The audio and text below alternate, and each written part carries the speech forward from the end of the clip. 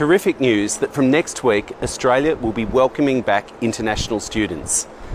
This is great news for students who've stuck with Australia for the last 2 difficult years, but also for education institutions who've missed the vibrancy that students bring to campuses and classrooms, or have been teaching them remotely and want to see them back in class.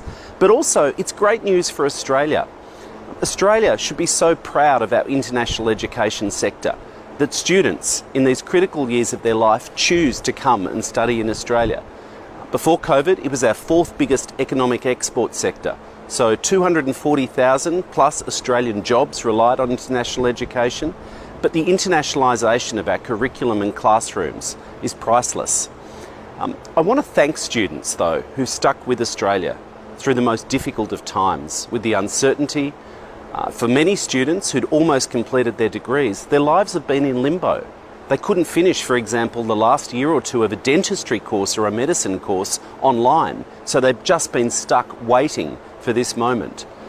But I also think that it's time that the Australian government apologised for the way that they've treated international students.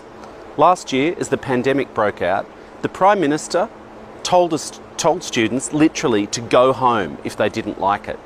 Students, many of whom lost hours, were starving, unable to support themselves. Now, I would have hoped that if my daughter, or I think any Australian would hope that if their children had been studying in a foreign country, in a foreign land, and a global emergency broke out, that that country would have taken a bit of care and compassion and concern for those young people. But instead, the Australian government did almost nothing to support students. So I thank students, and I call on the Prime Minister to do the right thing and apologise to them.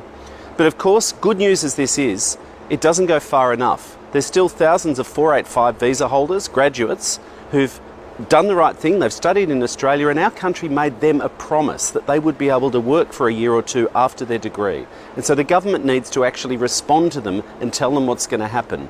And of course, for many Australians who are in love, in committed relationships with people from other countries, their partners are still not able to come here on temporary visas. The government has failed to put in place a family reunification plan. Love is not tourism. So I call on the government to do the right thing and provide answers for these other people. But next week, it'll be great to see the students coming back to Australia.